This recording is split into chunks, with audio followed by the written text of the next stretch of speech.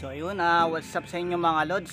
For today's video is tuturo ko sa inyo kung paano yung tamang pagtali nung pakpak. Okay? Kasi kahapon gumawa tayo ng tutorial kung paano magkayas. Ngayon naman ito yung part 2 niya kasi papakita ko sa inyo kung paano yung tamang pagtali tsaka yung tamang pag-assemble sa pakpak ng guryon. Okay? So kung gusto mo matutunan, patapusin mo tong video na to. Let's go. So ito yung unang pakpak, natali ko na siya. Okay? Ngayon papakita ko sa inyo kung paano ko itatali yung bandang ibaba kasi bandang itaas to eh. Okay, ganyan lang. Tapos ang gagamitin natin na tali,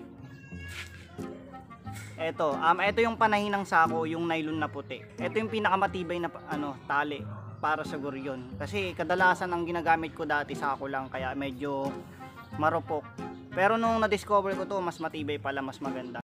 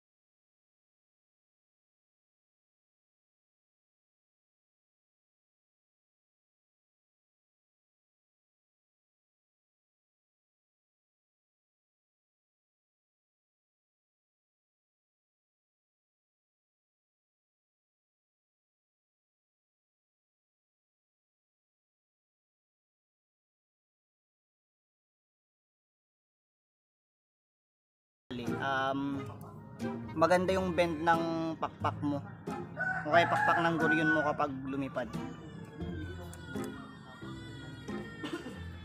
After nyan,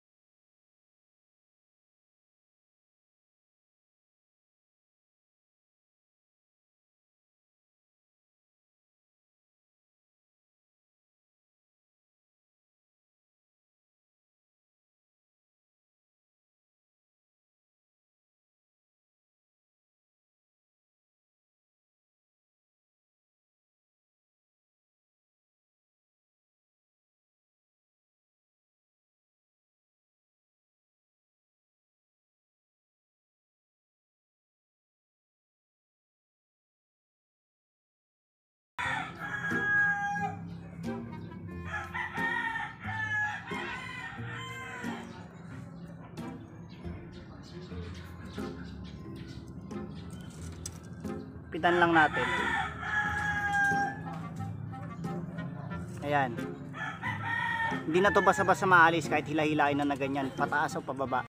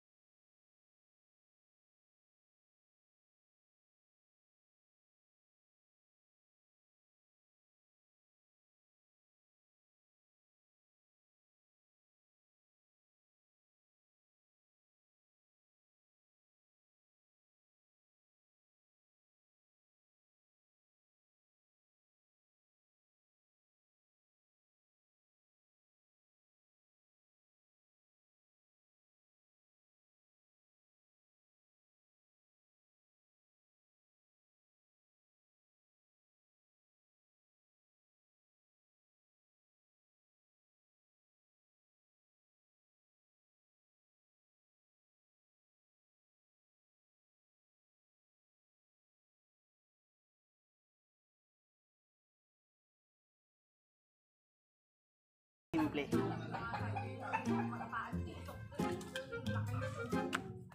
So, bali yun lang, natatapos na naman tayo sa bagong video na to. Kaya kung may mga gusto ka pang matutunan, pwede mo sa akin itanong o kaya pwede mong i-comment sa baba. Tsaka ang next tutorial naman natin is kung paano naman mag-assemble ng dipuwit. Okay? So etong puwetan naman yung tutorial na gagawin natin. Lalagyan ng buntot. Mga basic lang na buntot yung gagawin natin. Kaya kung bago ka pa lamang sa aking channel, wag mong kakalimutan mag-subscribe at i-click ang notification bell para palagi kang updated sa mga video na i-upload ko.